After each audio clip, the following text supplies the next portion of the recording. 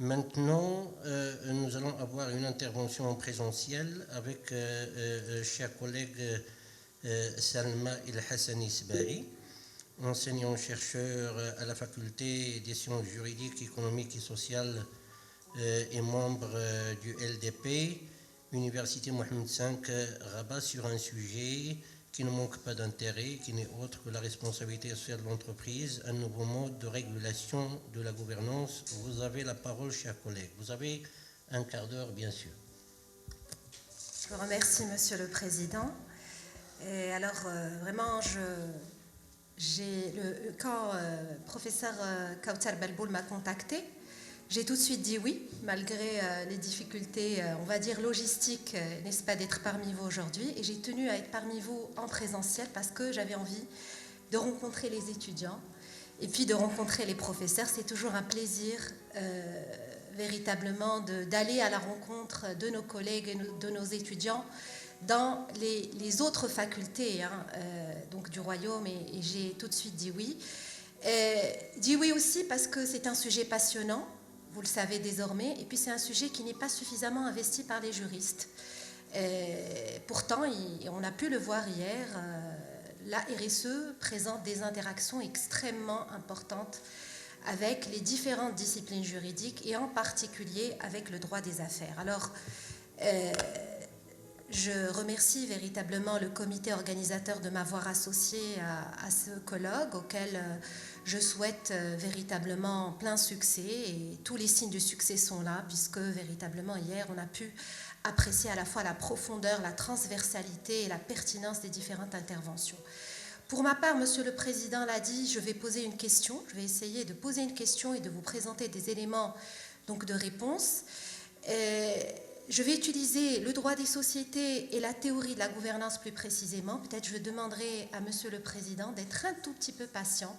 Je vais tout faire pour rentrer dans le cadre des 15 minutes, mais si jamais je dépasse de quelques minutes, c'est parce que ma démonstration a besoin peut-être potentiellement de quelques minutes en plus. Donc je vous remercie à l'avance de votre écoute et de votre patience. Bien, alors, vous le savez désormais, la RSE correspond à un sujet majeur de l'entreprise contemporaine. C'est un sujet, vous l'avez constaté également, qui suscite un débat passionné, passionnant, et qui génère également une production intellectuelle, tous les chercheurs le savent, extrêmement dense, pléthorique et transversale. Alors, ce qu'on peut qualifier d'enthousiasme intellectuel autour de la RSE nous permet de constater ensemble la centralité de la RSE, mais il génère un effet qui peut être déroutant. Alors, quel est cet effet? C'est ce que j'appelle parfois une cacophonie intellectuelle, c'est-à-dire un discours, une production doctrinale dans lequel vont se mélanger à la fois des outils conceptuels, normatifs, analytiques proprement dit, avec de simples discours rhétoriques à caractère incantatoire. Alors, nous les juristes, on a un défaut, c'est qu'on est un petit peu épris d'ordre et de clarté.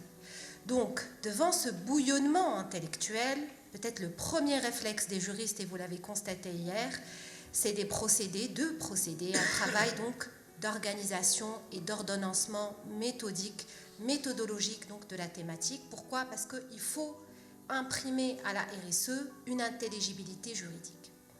Alors, les travaux, ce colloque participe et s'inscrit pleinement justement dans ce que je vais appeler l'ancrage de la RSE dans le droit. On a pu voir par exemple hier combien la RSE influait de manière significative des disciplines aussi variées que le droit de la consommation, le droit fiscal ou encore le droit du travail.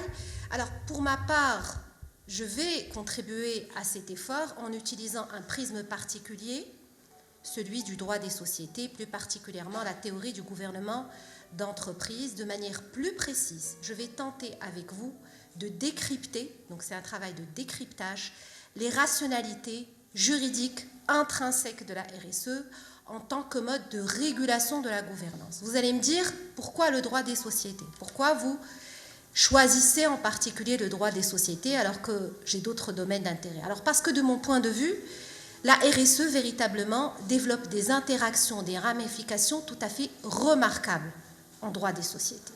Ces ramifications vont se manifester de deux manières. Tout d'abord, à travers l'introduction d'outils normatifs originaux, singuliers, qui tendent d'ailleurs de plus en plus à devenir impératifs, et à travers aussi, et j'allais dire surtout, un travail de rénovation en profondeur des équilibres fondamentaux du droit des sociétés. Comment?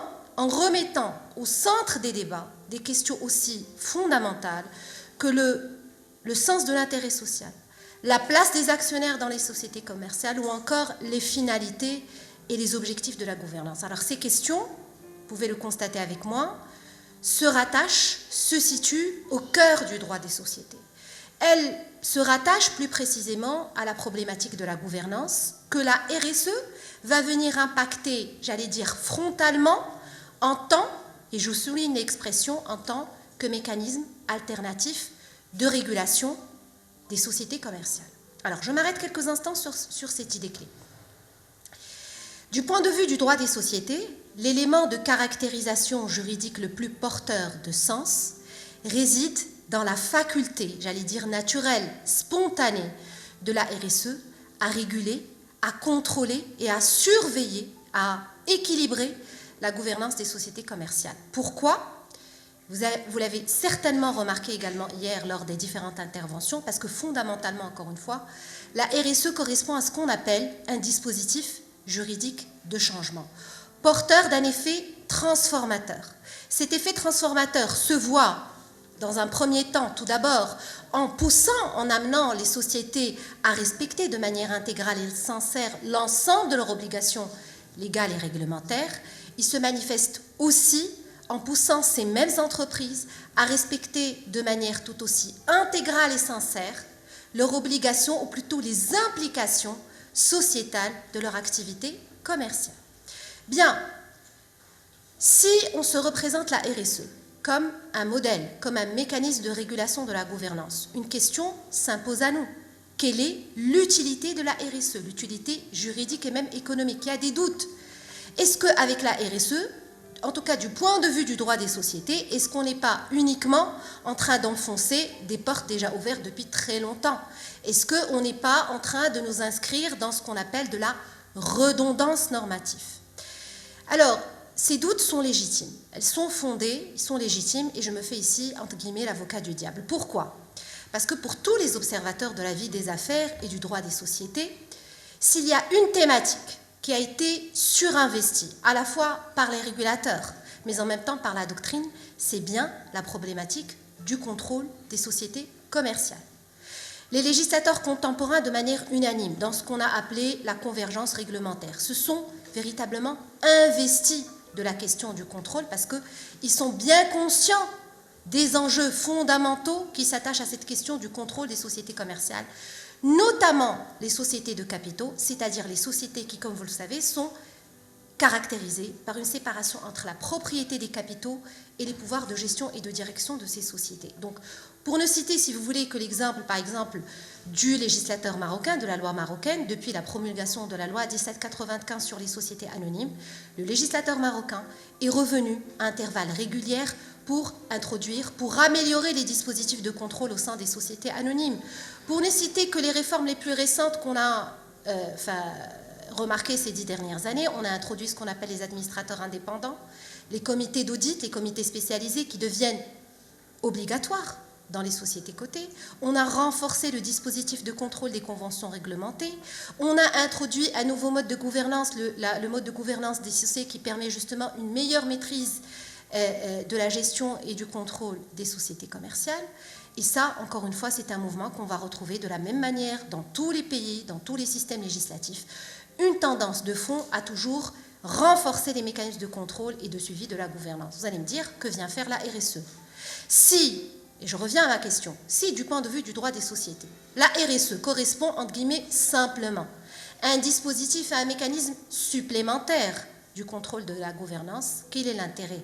Est-ce que, tout simplement, on n'est pas en train de participer à l'aggravation, à la complexité d'une discipline qui est déjà critiquée pour son caractère pléthorique, complexe et en expansion constante, permanente.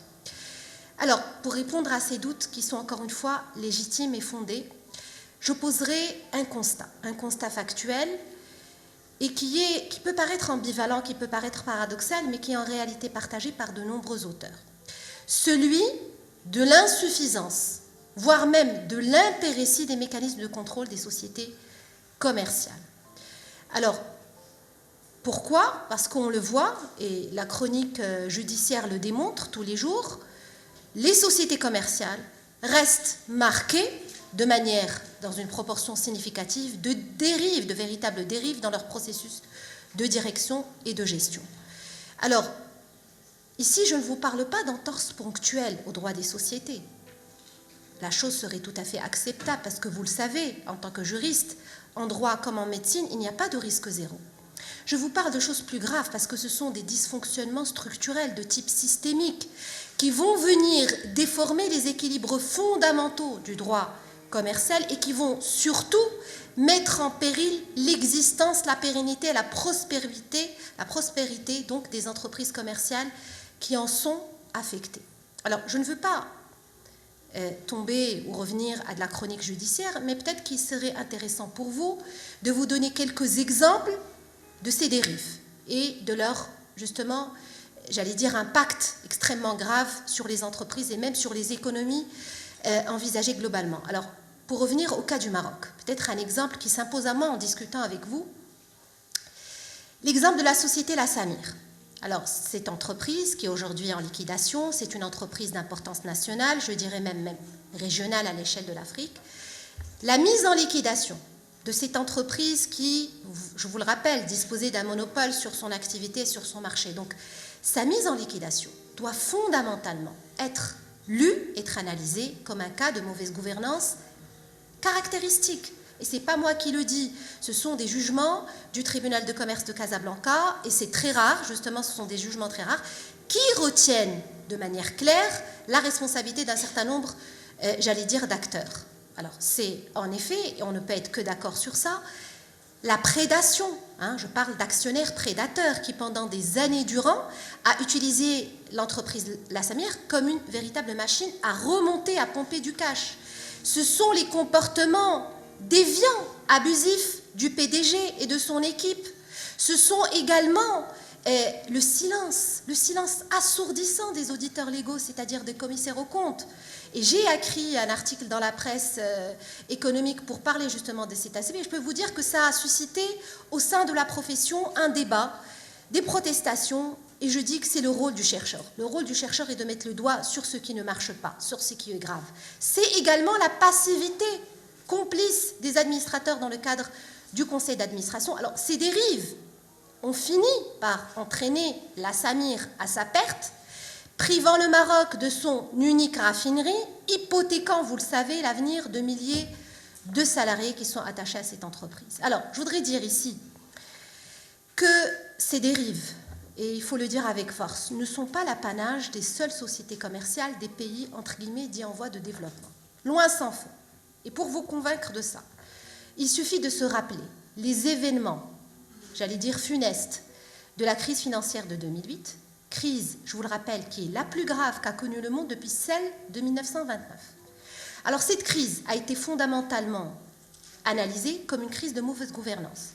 Parce que, il faut le dire, si les managers à la tête de ces grandes multinationales, de ces grandes entreprises ont eu la possibilité d'hypothéquer l'avenir des entreprises dont on leur avait confié la direction, c'est bien parce que, et je reviens à l'insuffisance des procédés de contrôle, c'est donc bien parce que les dispositifs de suivi de la gouvernance n'ont pas été capables de déceler à temps ces comportements, encore moins de les redresser et de les corriger.